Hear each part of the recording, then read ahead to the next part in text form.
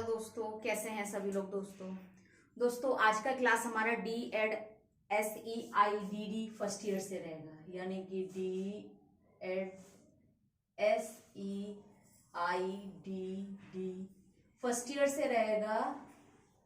ठीक है, कोर्स है हमारा course 3 assessment of children with developmental disability. तो कोर्स 3 यानी कि पेपर 3 से आज हम बात करेंगे और उसमें हमारा यूनिट है 1.1।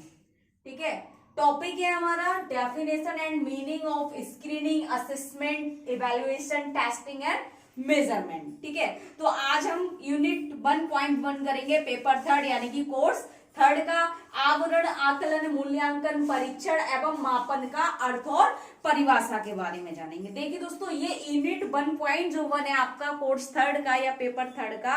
इसमें से क्या है, आपको 2-2 नंबर में परिभाषाएं देखने को मिलेंगी एग्जाम में। यानी कि 2 नंबर में आपको आएगा आवरण को परिभाषित कीजिए, यानी कि स्क्रीनिंग को परिभाषित कीजिए। ठीक है, स्क्रीन को डिफाइन कीजिए। ठीक है, इवैल्यूएशन को डिफाइन कीजिए। तो ये इस टॉपिक से आपको 10 नंबर में ना आकर के ज्यादातर 2 नंबर में पूछे जाने वाले टॉपिक इससे क्लियर होते हैं। तो दोस्तों आज हम करेंगे स्क्रीनिंग, इवैल्यूएशन, असेसमेंट, मेजरमेंट। ठीक है, क्या है तो दोस्तों देखिए, सबसे पहले करेंगे हम स्क्रीनिंग। स्क्रीनिंग का मतलब क्या होता है दोस्तों, आवरण। स्क्रीन का मतलब आप समझते हैं, स्क्रीन यानी कि किसी चीज को दिखाना। अब हम जब मोबाइल फोन चलाते हैं, मोबाइल फोन पे जब हम कोई भी चीज सर्च करते हैं तो किस पे दिखता है, कौन दिखाता है, स्क्रीन दिखाता है ना। सर्च बार हम सर्च करते हैं, उससे गूगल हमें डिफाइन करके देता है, लेकिन कहीं ना कहीं हमें उसको प्रदर्शित कौन कर रहा है, हमें दिखा कौन रहा है, प्रेजेंट कौन कर रहा है, तो स्क्रीन पर देखते हैं हम। ठीक है, तो जिसे हम कहते हैं आवरण। किसी चीज की वास्तविक रूप प्रदर्शित करना ही आवरण कहलाता है, यानी कि स्क्रीनिंग कहलाता है। तो स्क्रीनिंग क्या है, आवरण। ठीक है, इसके और भी कई शब्द अर्थ है। चित्रपट भी कहते हैं इसे, चित्रपट। ठीक है, स्क्रीनिंग को। और अगर हम बात करें तो दिखाया जाना या दिखाने वाला। ठीक, स्क्रीनिंग या आवरण का अर्थ किसी स्थिति को वास्तविक रूप से दिखाया जाना है। यानी कि इसका अर्थ क्या है दोस्तों, आवरण, किसी चीज का आवरण, उसको हटा देना, उसको दिखाना, क्या है, स्क्रीनिंग है। कंप्यूटर का स्क्रीन हो गया, टीवी का स्क्रीन हो गया, मोबाइल फोन का स्क्रीन हो गया। आजकल हर चीज किस पे दिखती है, हमें स्क्रीन पे दिखती है, यानी कि आवरण। अब यहाँ पर इसका अर्थ क्या आता है, देखिए दोस्तों, जब हम किसी बच्चे का असेसमेंट या स्क्रीनिंग करते हैं तो उसके अंदर की जो समस्या है उसको जानने के लिए हम उसका स्क्रीनिंग करते हैं। यानी कि उसको समझने के लिए, उसका वास्तविक समस्या क्या है उसको पहचानने के लिए स्क्रीनिंग टेस्ट करते हैं। ठीक है, यानी कि हम आवरण परीक्षण करते हैं। तो यहाँ पर हमारे डिसेबल बच्चों की बात हो रही है। ठीक है, यानी कि हम किसी बच्चे की समस्या जानने के लिए स्क्रीनिंग करेंगे उसका। ठीक है, कहते हैं ना इस बच्चे का स्क्रीनिंग हो गया। तो स्क्रीनिंग का मतलब जब हम कहीं भी जाते हैं तो उसकी समस्या को सामने प्रदर्शित करने के लिए उसका स्क्रीनिंग किया जाता है। ठीक, JF के अनुसार इसको डिफाइन किया गया है दोस्तों। स्क्रीनिंग ऐसी प्रक्रिया है जिसमें किसी उद्देश्य के लिए उपयुक्त प्रक्रिया परीक्षण में किसी व्यक्ति की बीमारी, स्थिति या विकासात्मक अवस्था की जांच करना, उसे हानिग्रस्त या क्षतिग्रस्त होने से बचाकर हस्तक्षेप प्रक्रिया में ले जाना स्क्रीनिंग या आवरण कहलाता है। यानी कि वो कह रहे हैं, JF के अनुसार स्क्रीनिंग या आवरण क्या है, ऐसी प्रक्रिया जिसमें किसी उद्देश्य के लिए उपयुक्त प्रक्रिया परीक्षण में, यानी कि टेस्ट में क्या किया जाता है, टेस्ट लिया जाता है, टेस्ट किया जाता है उसका।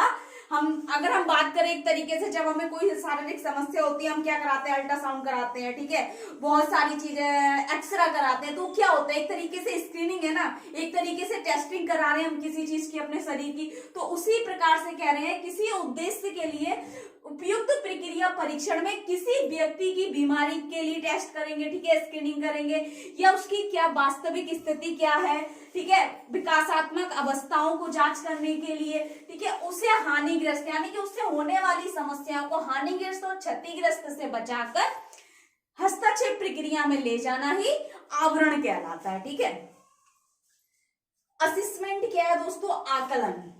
असेसमेंट का मतलब होता है दोस्तों आंकना, किसी चीज को आंकना, समझना, जानना, आकलन करना। ठीक है, इसके अन्य अर्थ है आकलन का, जानना, समझना, अवलोकन करना, एक तरीके से ऑब्जर्वेशन भी हम कह सकते हैं, असेसमेंट आ जाएगा इसके अंदर। तो आकलन क्या है? किसी चीज को हम जब तक असेसमेंट नहीं करते तब तक हम उसको आइडेंटिफाई नहीं कर सकते, यानी कि उसको पहचान नहीं सकते। जब तक हम उसको जांच नहीं सकते तब तक हम उसको पहचान नहीं सकते। तो आकलन क्या है? आकलन एक निर्माणात्मक तथा रचनात्मक प्रक्रिया है, ठीक है ना। निर्माणात्मक और रचनात्मक प्रक्रिया इसलिए बोली है, इसमें व्यक्ति से संबंधित बहुत सारी प्रक्रियाएं सम्मिलित होती हैं। किसी एक असेसमेंट टूल के माध्यम से किसी व्यक्ति का हम या बच्चे का असेसमेंट करते हैं, यानी कि उसको आंकते हैं, उसकी निष्पादन प्रक्रिया को देखते हैं, निष्पादन क्रियाओं को देखते हैं, गतिविधियों को समझते हैं, जांचते हैं, ठीक है। इसलिए निर्माणात्मक और वो कह रहे हैं निर्माणात्मक और रचनात्मक है, ठीक है, जिसका उद्देश्य सीखने के दौरान छात्र के निष्पादन स्तर की जांच करना है। यानी कि आकलन का हम क्या है, इसका उद्देश्य क्या है, आकलन हम क्यों करते हैं? जब बच्चा किसी कार्य को सीख रहा है, या प्रशिक्षण चल रहा है, या प्रशिक्षण ले रहा है, या प्रशिक्षण से पूर्व या वो सीखने चाहता है, तो क्या है, छात्र का निष्पादन स्तर, यानी कि निष्पादन का स्तर का मतलब हो गया उसका परफॉर्मेंस लेवल, यानी कि कितना बच्चा कर सकता है, उसमें कितना करंट लेवल है, करंट लेवल का उसका वर्तमान स्तर क्या है, कितना कर पा रहा है, कितना नहीं कर पा रहा है, कैसे कर रहा है, ये भी, यानी कि किस तरीके से सीख रहा है, उसकी क्या अधिगम शैलियां हैं, इन सभी को जानने के लिए निष्पादन स्तर की जांच करना एवं परखना ही क्या है, आकलन कहलाता है। ताकि शिक्षक को यह ज्ञात हो जाए कि छात्र किस तरह सीख रहा है, ठीक है। इस प्रक्रिया में 3 पक्ष शामिल हैं, यानी कि आकलन इसलिए भी किया जाता है कि बच्चा किस तरीके से सीखेगा, ठीक है, उसमें उसकी किस क्षेत्र में रुचि है, ठीक है, उसकी अधिगम शैली क्या है, लर्निंग ऑफ स्टाइल क्या है, किस तरीके से सीखेगा, और कहाँ उसको समस्या आ रही है, इसलिए भी आकलन किया जाता है, ठीक है। तो इसमें 3 पक्ष शामिल है, बता रहे हैं, ज्ञानात्मक, भावनात्मक और मनोशारीरिक पक्ष, ठीक है। अब इसको देखिए, एरविन ने इसको क्या कहा, एरविन ने इसको डिफाइन किया है, परिभाषित किया है, आकलन की प्रक्रिया में लक्ष्यों की पर्याप्त, यानी कि लक्ष्यों को प्राप्त करने के लिए, पर्याप्त नहीं होगा यहाँ पर, प्राप्त, आज लक्ष्यों की प्राप्ति के लिए छात्रों द्वारा अर्जित ज्ञान को परखना ही आकलन कहा जाता है। यानी कि आकलन की प्रक्रिया में कह रहे हैं, प्राप्ति के लिए छात्रों द्वारा अर्जित ज्ञान को परखना ही आकलन कहा जाता है, ठीक है। इवैल्यूएशन क्या है दोस्तों? मूल्यांकन करना। मूल्यांकन देखिए दोस्तों, आकलन और मूल्यांकन में सबसे बड़ा अंतर ये है, आकलन हम किसी भी क्रिया को सिखाने से पहले करते हैं, प्रशिक्षण के पूर्व करते हैं, ठीक है, लेकिन कार्यक्रम के पूर्व करते हैं। और मूल्यांकन क्या है? मूल्यांकन कार्यक्रम समाप्त होने पर करते हैं, गतिविधियां समाप्त होने पर करते हैं, या पाठ्यक्रम समाप्त होने पर करते हैं, या सत्र समाप्त होने पर करते हैं, ठीक है।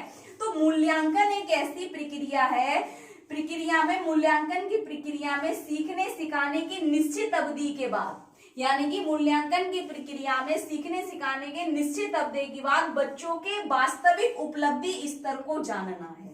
यानी कि जब किसी भी गतिविधि को सिखाया जा रहा है, प्रशिक्षण समाप्त हो गया उस बच्चे का, उसके बाद उसकी वास्तविक उपलब्धि, यानी कि बच्चे ने कितना सीखा, प्रशिक्षण में कितना जाना, कितना सीखा, उसका व्यवहार परिवर्तन क्या हुआ, और जो नहीं सीखा वो क्यों नहीं सीखा, तो ये सब जानने के लिए एक तरीके से रिजल्ट हो गया ये, ठीक है, उसका परिणाम जानना ही मूल्यांकन है, जिसके द्वारा किसी पूर्व निर्मित शैक्षिक पाठ्यक्रम को पूरा करने के बाद छात्रों की शैक्षिक उपलब्धि ज्ञात की जाती है मूल्यांकन द्वारा।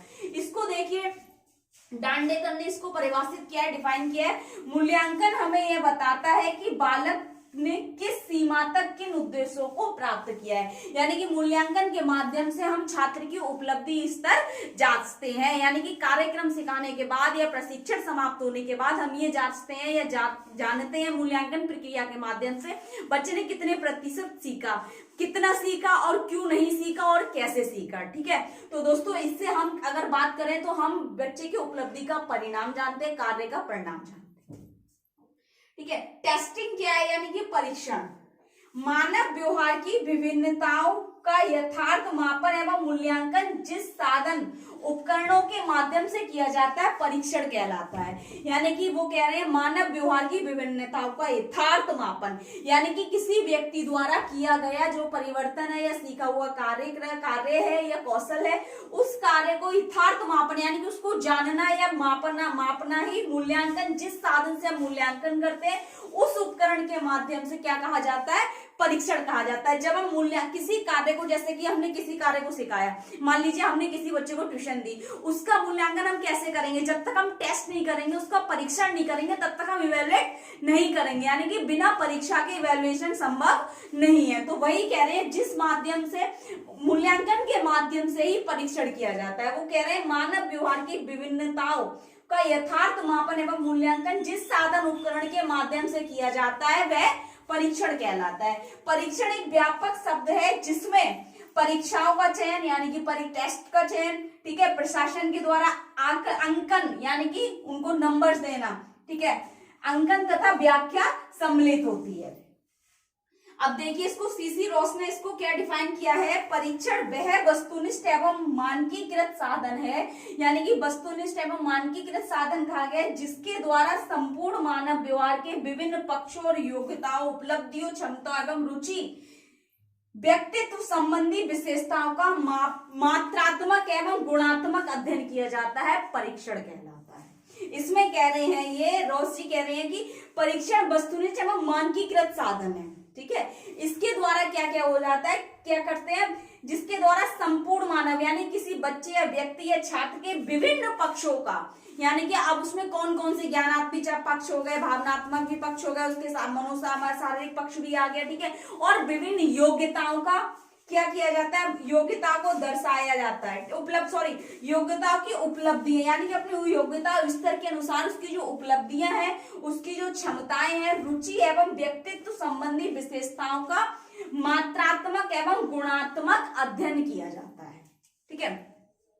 मेजरमेंट क्या है दोस्तों, मापन में विभिन्न पक्षों के संबंध में साक्ष्य एकत्र किए जाते हैं, यानी कि क्या कर रहे हैं कि ये मापन में विभिन्न पक्षों के संबंध में साक्ष्य एकत्रित किए जाते हैं। क्यों, मापन प्रक्रिया में उपलब्धि को संख्यात्मक रूप से दर्शाया जाता है। जैसे कि किसी व्यक्ति की लंबाई 5 फीट है, ठीक है, रोहन की लंबाई 5 फीट है, तो कहीं ना कहीं वहां पर क्या आ रहा है, 5 फीट लिख के आ गया, यानी कि संख्यात्मक रूप से वहां पर हम उसको क्या कर रहे हैं, दर्शा रहे हैं, ठीक है। या हम कह सकते हैं कि रोहन की लंबाई 5 फीट है, गीता की लंबाई 2 फीट है या 3 फीट है, ठीक है, तो वहां पर क्या हो रहा है, किसी चीज की एक संख्यात्मक रूप देते हैं हम, ठीक है, एक कमरे की चौड़ाई कितनी है, ठीक है, किसी भी हम कह सकते हैं वस्तु का या व्यक्ति का या किसी आकार को संख्यात्मक रूप देना मापन कहलाता है, एक सरल शब्दों में। तो यहाँ पर वो कह रहे हैं कि मापन प्रक्रिया में उपलब्धि एवं संख्यात्मक रूप से दर्शाया जाता है। मापन एक औपचारिक प्रक्रिया है। कैसी प्रक्रिया है, औपचारिक प्रक्रिया है जिसमें यह दर्शाया जा सकता है कि वस्तु विशेषता किसी मात्रा में है, यानी कि किसी वस्तु की मात्रा कितनी, किसी वस्तु की विशेषता कितनी है, उसकी क्या मात्रा है, उसको मापना, ठीक है, किसी वस्तु की विशेषता की मात्रा नापना, ठीक है। मापन आकलन और मूल्यांकन की तकनीक है, यानी कि मापन आकलन और मूल्यांकन की ही एक तकनीक है जिसके द्वारा किसी व्यक्ति की विशेषताओं का आंकिक वर्णन किया जाता है, यानी कि अंकों से हम उसको वर्णित करते हैं, ठीक है। मोरेडॉक के अनुसार क्या कहा है इन्होंने, इसको किसी तत्व के विभिन्न आयामों को प्रतीक प्रदान करना ही मापन कहलाता है, यानी कि किसी तत्व के यानी किसी एलिमेंट्स के विभिन्न आयामों को, उसके अप्रोच को कोई प्रतीक देना, कोई चिन्ह देना, चिन्ह को मतलब यानी कि आंकिक रूप से वर्णन करना ही, उसको प्रदान करना ही मापन कहलाता है। तो ये थे दोस्तों हमारे स्क्रीनिंग हो गया, आपका असेसमेंट हो गया, इवैल्यूएशन हो गया, मेजरमेंट हो गया और टेस्ट हो गया। तो इससे रिलेटेड आपको क्या है, एग्जाम में 2 नंबर में परिभाषाएं देखने को मिलेंगी और हर बार यूनिट 1.1 से आपको हमेशा परिभाषा 2 नंबर की परिभाषा, यानी कि आपको 2 नंबर में पूछेगा ये वेरी शॉर्ट क्वेश्चन में कि आकलन को परिभाषित कीजिए, मूल्यांकन को परिभाषित कीजिए। बाकी इन सबके जो ये टॉपिक है, अगर हम बात करें स्क्रीनिंग का तो नहीं आता है लॉन्ग में, लेकिन हाँ पेपर 10 में ये दिया हुआ है, सेकेंड ईयर में आपको देखने को मिलेगा। असेसमेंट की अगर बात करें तो आकलन आपको और भी पेपरों में देखने को मिलेगा, जिसमें हम डिटेल करेंगे आकलन की, लेकिन पेपर थर्ड से इतना ही आएगा। इवैल्यूएशन भी हमें कई पेपरों में देखने को मिलेगा, ठीक है, आने वाले पेपरों में, तो उसमें भी हम इसको डिटेल में करेंगे। इसके अलावा अगर आपको कुछ समझ नहीं आ रहा है, कुछ डाउट लग रहा है, कुछ पूछना है, तो कमेंट बॉक्स में जाके कमेंट करें। ज्यादा से ज्यादा वीडियो लाइक करें, चैनल को सब्सक्राइब करें, बेल आइकन को प्रेस कर दें ताकि नेक्स्ट आने वाली क्लास आप तक पहुंचती रहे। दोस्तों थैंक यू सो मच।